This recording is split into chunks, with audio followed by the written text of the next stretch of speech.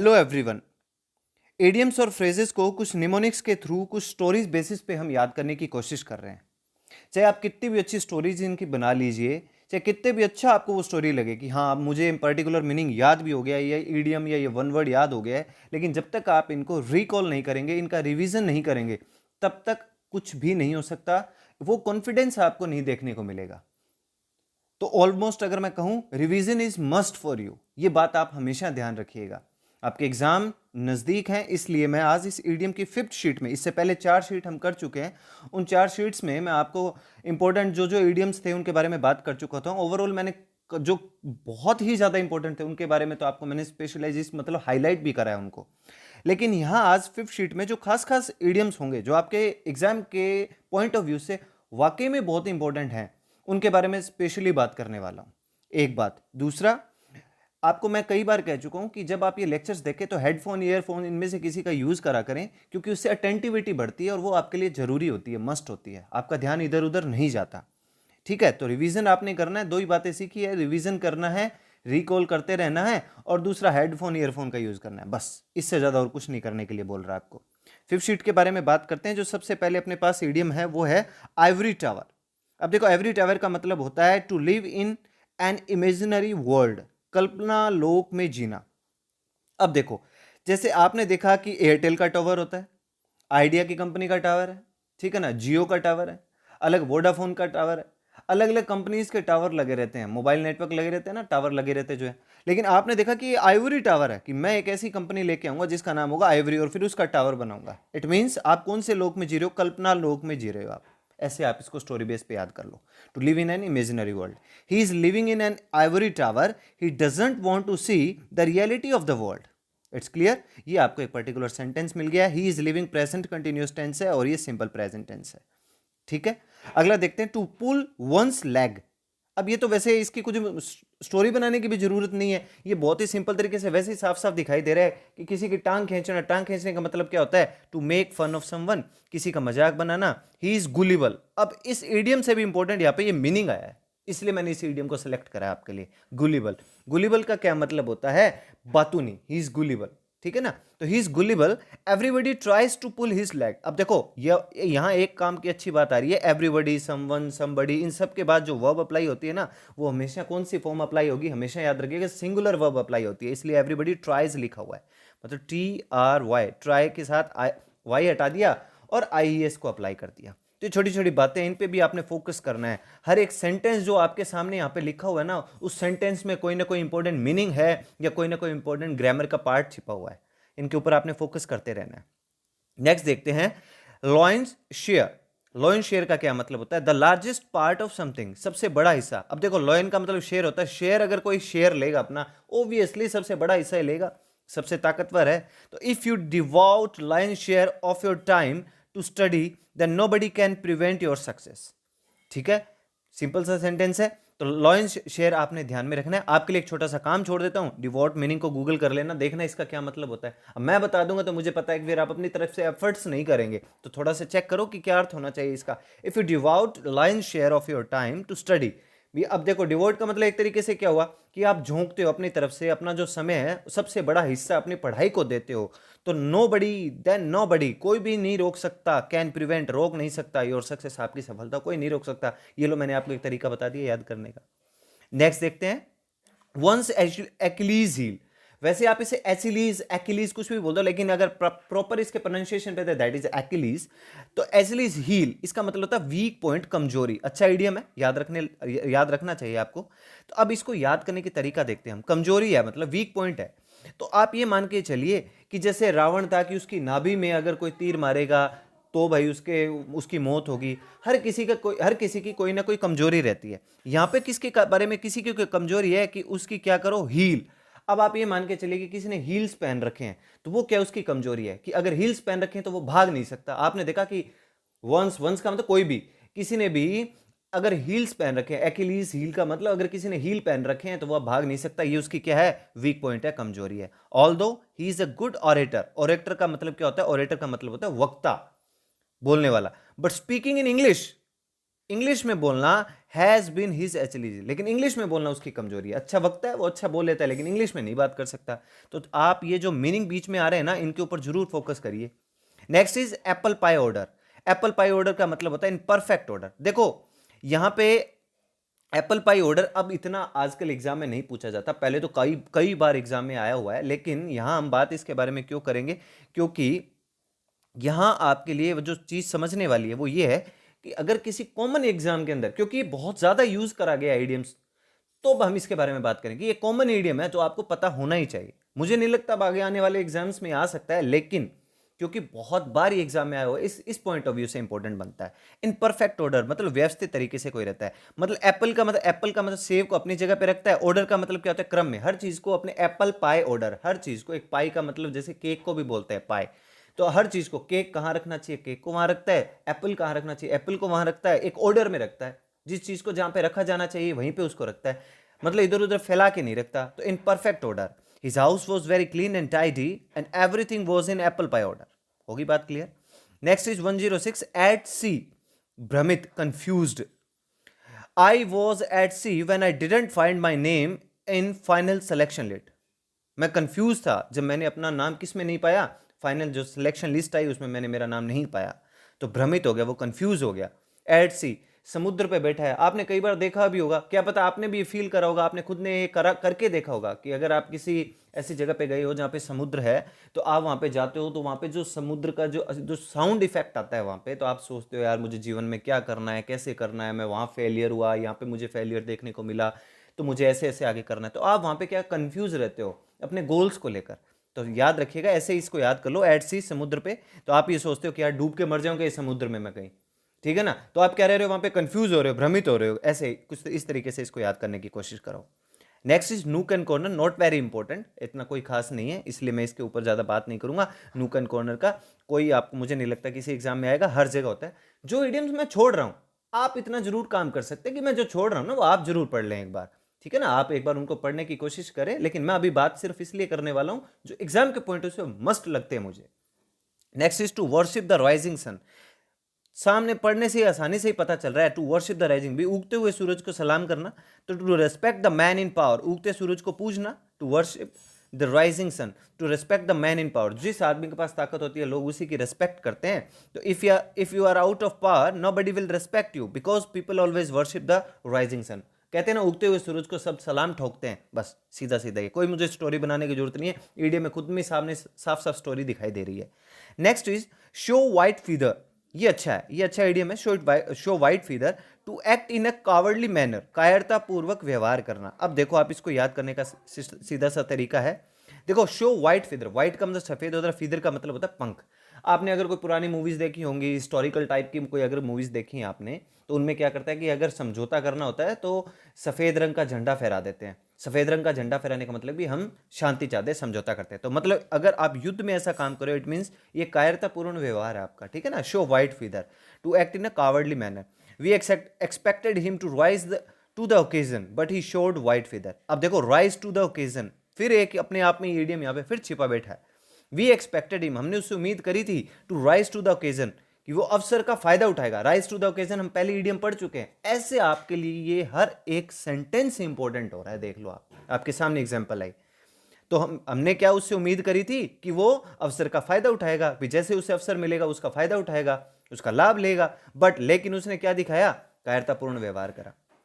Null and void, ये पहले भी हमारे सामने आ चुका है, मैं आपके बारे में इसके पहले भी इसके बारे में बात कर चुका हूं। इनवैलिड होता है, अमान्य होता है, इसलिए मैं यहाँ पे टाइम नहीं लूंगा। Next is eight a loss. यहाँ ये ईडियम तो इंपॉर्टेंट है जो है ही, लेकिन साथ ही साथ ये आपको आर्टिकल के क्वेश्चंस में भी देखने को मिल सकता है। एट अ लॉस पेपर में मिलेगा, एट लॉस, वहां आर्टिकल का क्वेश्चन पूछा जा सकता है आपसे। ध्यान रखिएगा, बीच में एक आर्टिकल आ रहा है, कौन सा, ये आर्टिकल आ रहा है, ठीक है, ध्यान रखना इस बात का।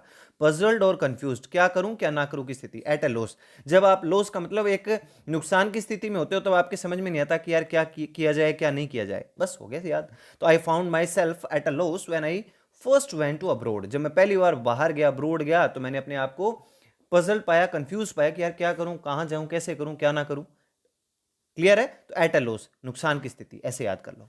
नेक्स्ट इज हर्ष मनी, अच्छा है हर्ष मनी। देखो ब्राइब पे टू मेक समवन साइलेंट, किसी का मुंह बंद रखने के लिए दी गई रिश्वत, तो ये पहले भी पढ़ चुके हैं, इसलिए यहाँ पे टाइम नहीं ले रहा, ठीक है ना, ये पहले सिखा चुका हूं आपको। हश मनी किसे कहते हैं, होती तो रिश्वत ही है, लेकिन कौन सी रिश्वत, मुंह बंद रखने के लिए जो रिश्वत दी गई होती है, ठीक है। Next is 113, build castles in the air, हवाई किले बनाना। देखो कासल का मतलब ही क्या होता है, कासल का मतलब ही किले होता है, तो बिल्ड कासल, किले बनाना, इन द एयर, हवाई किले बनाना। तो आपने हिंदी में भी कभी ना कभी पढ़ा होगा, हवाई किले बनाता रहता है। तो to think about unrealistic dreams और प्लान, भी हवाई किले बना रहा है, ऐसी चीज़ों के बारे में, ऐसे सपनों के बारे में बात कर रहा है जो अनरियलिस्टिक है, जिनका वास्तविकता से कोई लेना देना ही नहीं है, ठीक है ना। आगे देख लेते हैं, ब्लू ब्लड। अच्छा, मैं जो सेंटेंस छोड़ रहा हूं ये आप खुद पढ़ के जरूर देखिएगा, मिस मत करिएगा, ठीक है। ब्लू ब्लड अच्छा आइडिया है भाई, याद रखना चाहिए आपको। ब्लू ब्लड इसका मतलब होता है कुलीन व्यक्ति, इट मीन्स एन अरिस्टोक्रेट और नोबल पर्सन, अरिस्टोक्रेट और या नोबल पर्सन। तो अरिस्टोक्रेट मीनिंग भी हम पहले पढ़ चुके हैं, इसलिए ध्यान रखिएगा।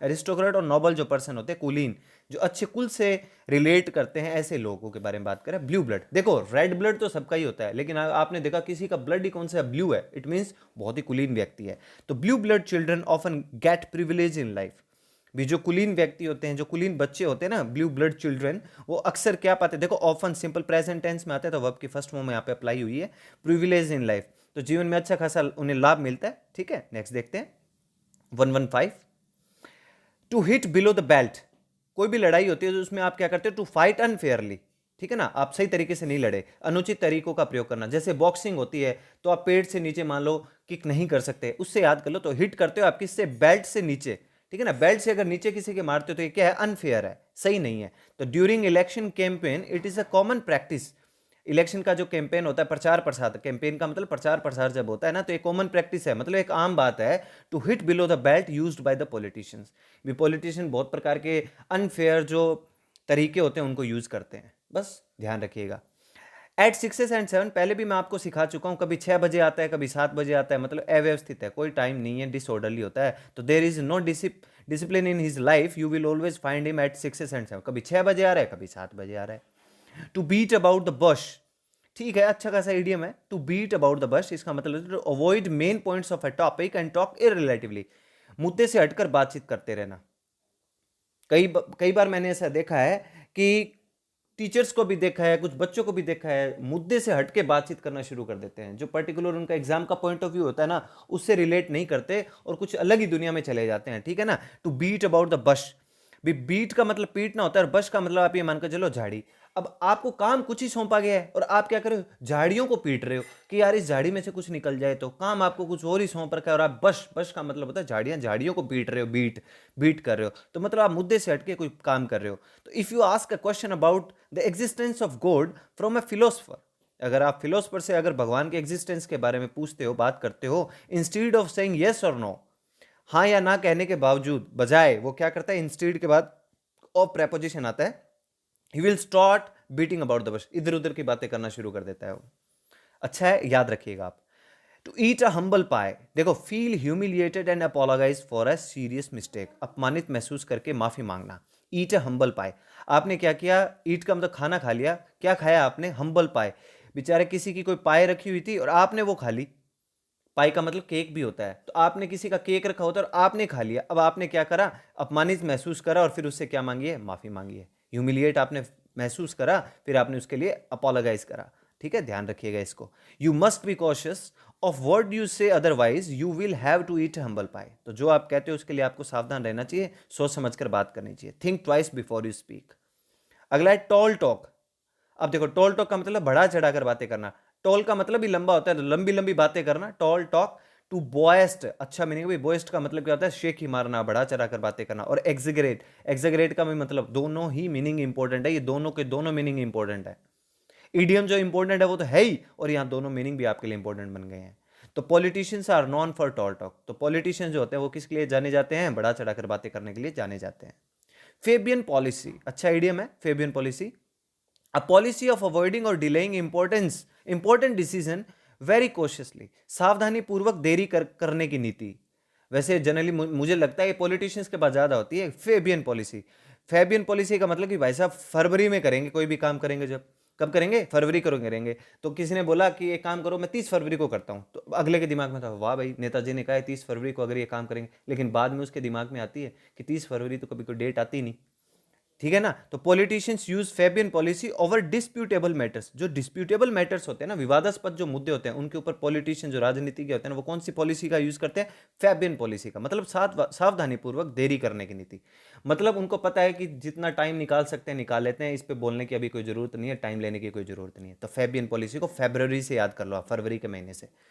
To mind one's p's and q's, to be careful in one's behaviour, व्यवहार में अत्यधिक सतर्कता बरतना। आप एग्जाम में भी पी और Q, P Q R S के क्वेश्चन करते हो ना, पी क्यू आर एस के, पैराजंबल भी बोल दो आप इनको, पी क्यू आर एस के क्वेश्चन करते हो, तो आप वहां पे क्या करते हो? अत्यधिक सावधानी बरतते हो कि यार कहीं भी ऊपर नीचे लाइन नहीं हो जाए, ठीक है ना।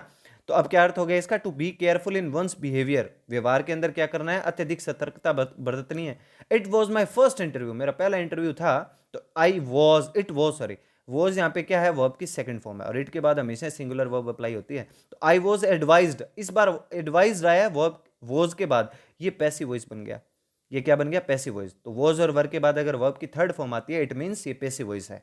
तो I was advise to mind my p's and q's, मतलब आप जो बोलते हो उसके ध्यान रखना है, जो आप व्यवहार करते हो उसके अंदर आपने फोकस रखना है। To pick up the gauntlet, to accept challenge, चुनौती को स्वीकार करना। To pick up the gauntlet, देखो गॉन्टलेट का मतलब ही क्या होता है? एक तरीके से आप ये मान के चलो कि आपने दस्ताने उठा लिए। पिकअप, पिकअप का मतलब उठा लेता है। गॉन्टलेट का मतलब ही क्या होता है? ये पहले भी आ चुका है आइडियम। गॉन्टलेट का मतलब आपने दस्ताने उठा लिए, तो मतलब आपने चुनौती स्वीकार कर ली कि चलो यार आ जाओ, करते हैं लड़ाई करते हैं, झगड़ा शुरू करते हैं, देखते हैं कौन जीतता है।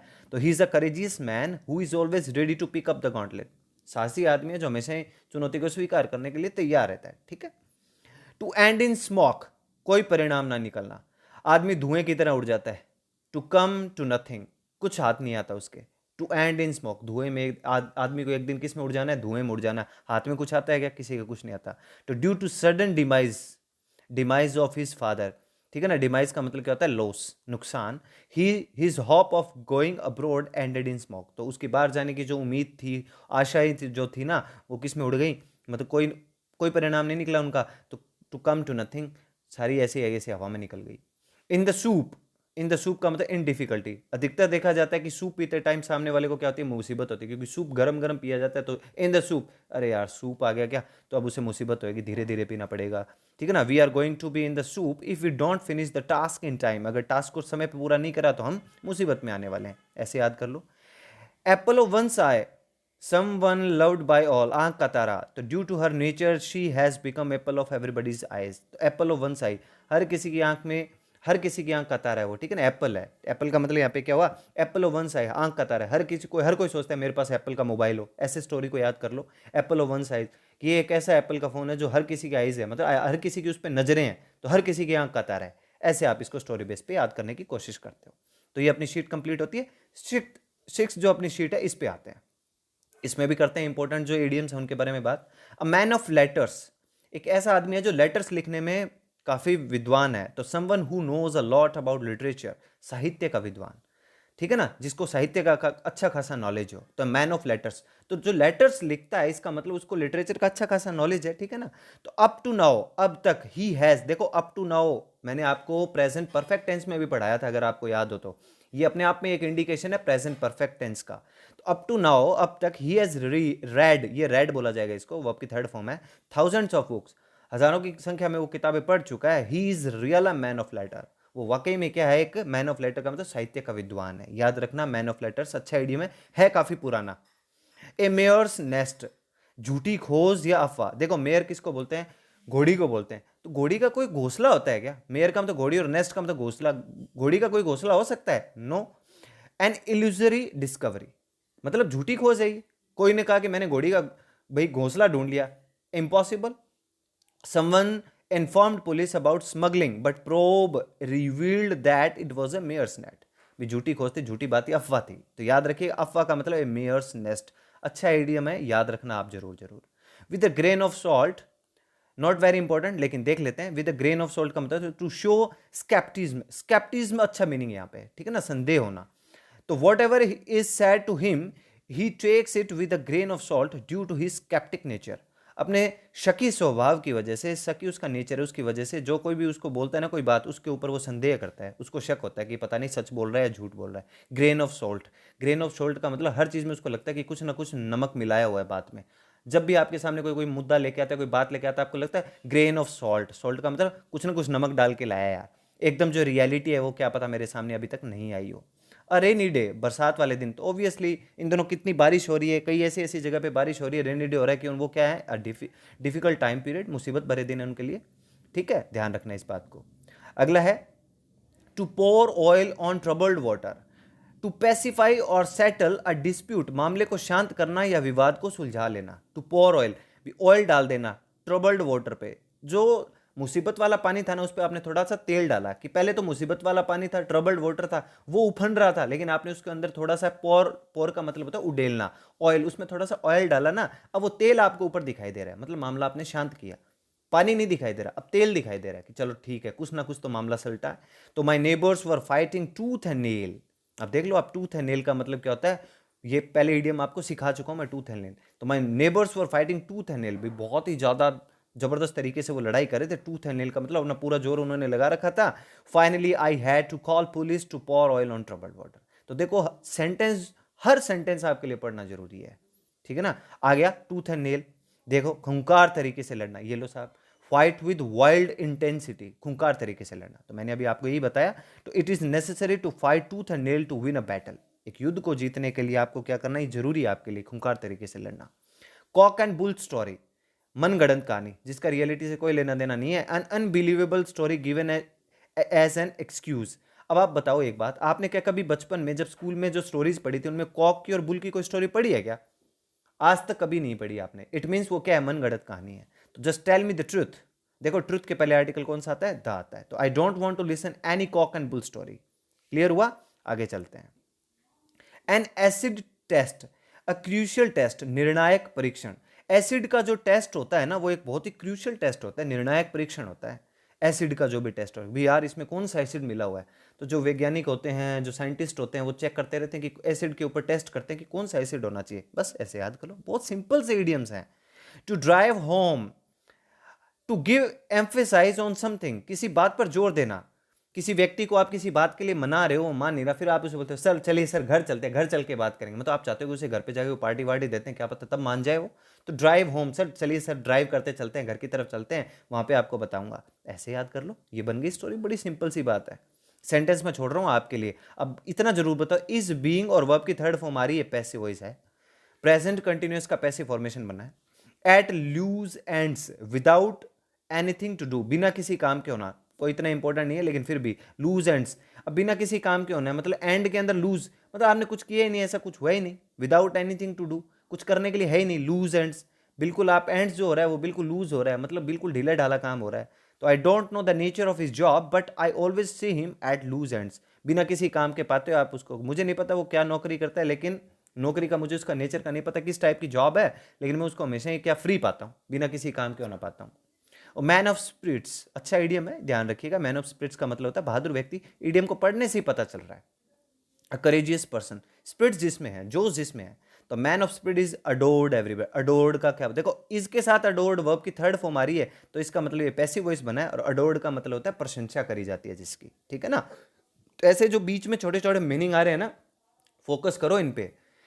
Born in the purple, born of royal parents, संपल कुल में पैदा हुआ। अब पर्पल का मतलब, बॉयल इन द पर्पल, मतलब पैदा ही हुआ है, लेकिन पैदा होते उसको पर्पल ड्रेसेस पहना दी गई, ठीक है ना। इसका मतलब अच्छे खासे कुल में वो पैदा हुआ है, बॉयल ऑफ रॉयल पेरेंट्स, ठीक है ना। रॉयल पेरेंट्स के पैदा होते, बॉर्न इन द पर्पल, पैदा होते पर्पल ड्रेस पहना दी उसको। तो Abdul Kalam was not born in the purple, लेकिन अब्दुल कलाम साहब जो थे ना, वो किस में पैदा नहीं हुए थे, पर्पल में, मतलब संपल कुल में पैदा नहीं हुए थे। ही रॉट हिज ऑन डेस्टिनी, उन्होंने अपना अपना जो लक्ष्य था, अपना जो भाग्य था, वो खुद लिखा। Make a clean breast of, चलिए देखते हैं अब इसके बारे में क्या कहता है। इतना इंपॉर्टेंट तो नहीं है लेकिन फिर भी। Make a clean breast of का मतलब होता है सत्य कहते हुए स्वीकार करना। To confess everything, to make a clean breast, मतलब ब्रेस्ट का मतलब सीना।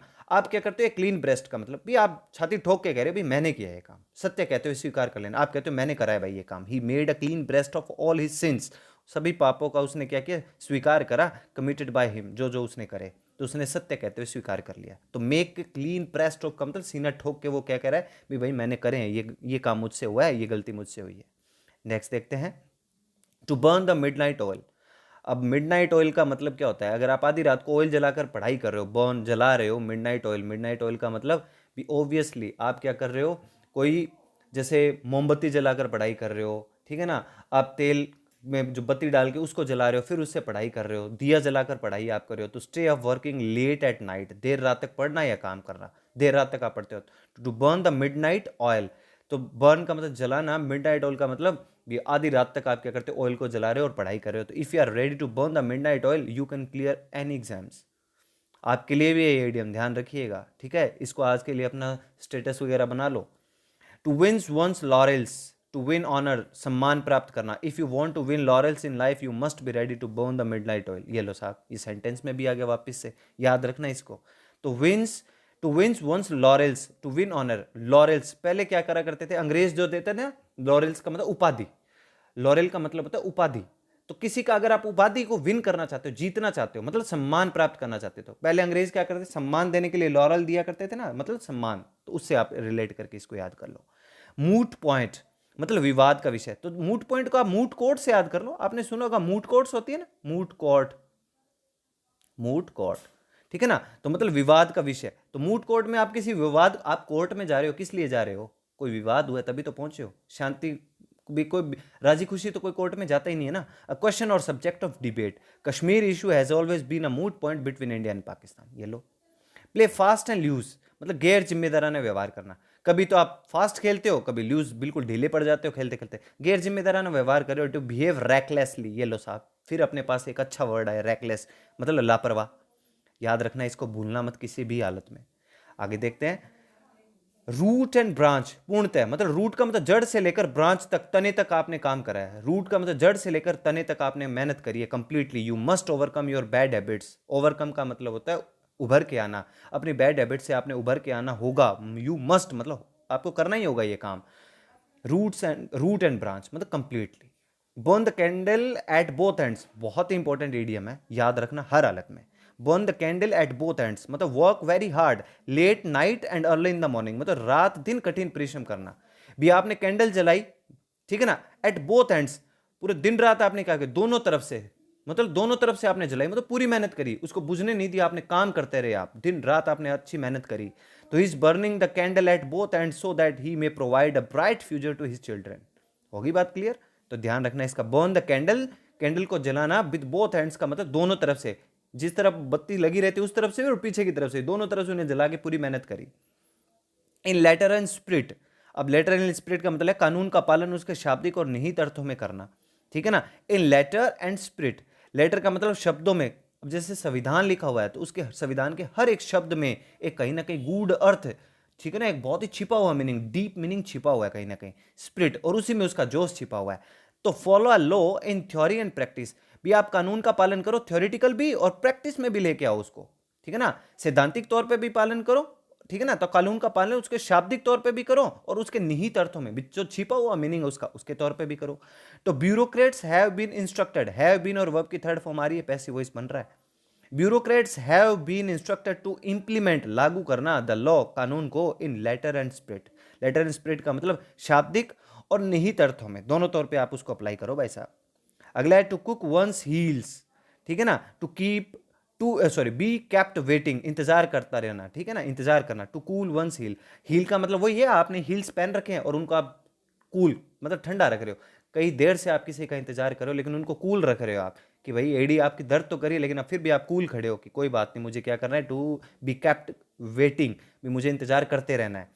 आई was cooling my heels inside the court room for jury's degree, jury के डिग्री के लिए, जूरी का जो डिसीजन आएगा उसके लिए मैं क्या कर रहा था, अपने आप का काफ़ी इंतजार कर रहा था। तो I was cooling my heels, ध्यान रखना, बहुत अच्छा आइडियम है। Hang by a thread, N uncertain और रिस्की सिचुएशन, अत्यधिक जोखिम में होना, हैंग बाई अ थ्रेड, ठीक है ना, लटके पड़े हो, हैंग बाय, लटके पड़े हो। थ्रेड का मतलब आप ये मान के चलिए, वैसे तो थ्रेड का मतलब धागा भी होता है, अब हैंग बाई थ्रेड, अब एक धागे से लटके पड़े हो तो आप बहुत ही जोखिम में हो। थ्रेड का मतलब क्या होता है, थ्रेडिंग करवाते हैं ना, थ्रेडिंग एक धागे से करते हैं ना, उससे याद कर लो इसको। तो आप बड़ी रिस्की सिचुएशन में खड़े हो, अनसर्टेन, जिसका पता ही नहीं कि क्या होएगा, अत्यधिक जोखिम में हो आप। तो in ICU his life was hanging by a thread after a major accident, भाई मेरे साथ ये हुआ था, तो ये ईडियम मेरे लिए भी है, हैंग बाय ए थ्रेड। उस टाइम पे मैं क्या था, अत्यधिक जोखिम में था, तो हैंग बाय ए थ्रेड का, हैंग का मतलब लटके हो ना, और एक थ्रेड का मतलब एक धागे से, तो आप एक धागे से लटके पड़े हो, मान लो आप अपने घर की छत पे हो, नीचे लटक गए और एक धागे से लटके हो, तो आप कैसी स्थिति में हो, जोखिम ले रखा है आपने। नेक्स्ट देखते हैं, टू बर्न वंस फिंगर्स, अपने ही हाथों अपना नुकसान कर, अरे भाई अपनी ही उंगलियां जला ली। To burn one's fingers, to suffer due to consequences of one's action, consequences का मतलब होता है परिणाम, मीनिंग याद रखना, स्टोरी भी याद रखना, और कॉन्सिक्वेंसेज की स्पेलिंग भी याद रखना, मिस स्पेल्ड में मिल जाएगी आपको, ठीक है। ईडियम की स्टोरी और कॉन्सिक्वेंसेज की स्पेलिंग दोनों याद रखिएगा, और इसका अर्थ होता है परिणाम। तो अपने हाथों अपने नुकसान कर लेना। If you don't quit bad habits, अगर आप क्विट नहीं करते हो अपनी बुरी आदतों को, तो आप क्या करोगे, स्लोली बर्न योर फिंगर्स, अपने हाथों अपना नुकसान कर रहे हो। To dance to someone's tune, to be controlled by someone, बहुत सिंपल सा है, किसी और कोई धुन बजा रहा है और आप उस पर डांस कर रहे हो, तो किसी और के इशारों पे आप नाच रहे हो, वैसा कोई और आपको जो बोल रहा है उसके हिसाब से आप काम कर रहे हो अपना, ऐसा नहीं होना चाहिए। आपको खुद को अपना भी दिमाग का यूज़ करना चाहिए। तो it is an indispensable condition to build a powerful personality that must stop dancing on someone's tune, ठीक है ना। ऐसे आपने ये जो सेंटेंस आपके सामने बहुत मायने रखने हैं। ओड आवर्स, इसका मतलब असामान्य वक्त, unusual hours. Odd hours, odd का मतलब ही क्या होता है, अपने आप में असामान्य बात होती है, तो असामान्य जो समय होता है, ठीक है ना, असामान्य वक्त। तो besides working in regular hours he also works an odd hours for extra income, extra income के लिए वो ओड आवर्स का मतलब असामान्य टाइम पे भी काम कर रहा है। तो जिस समय दुनिया सो रही होती है उस टाइम पे भी अगर वो काम कर रहा है तो असामान्य वक्त हुआ, ठीक है। तो ये अपने कुछ ईडियम है, 150 तक हमने ईडियम करें। ईडियम जो शीट 7 है और इनके बारे में नेक्स्ट लेक्चर में बात करेंगे। तो आई होप आपको लेक्चर समझ में भी आएगा। रिवीजन जरूर कर लेना, मिस नहीं करना, revision is must for you. फिर से आपसे कह रहा हूँ, कोई भी डाउट हो, कोई क्वेश्चन हो, आप टेलीग्राम पे मुझसे पूछ सकते हैं, ठीक है। और अपने ग्रुप में मुझसे पूछ सकते हैं, अपनी एप्लीकेशन पे भी चैट का ऑप्शन है, वहाँ पे भी आप पूछ सकते हैं। व्हाट्सएप पे मैसेज कर दीजिए, 24/7/365, 365 दिन I am only for you, ठीक है। आपके लिए हूँ मैं, आपकी हेल्प के लिए हूँ। Thank you, take care, bye bye.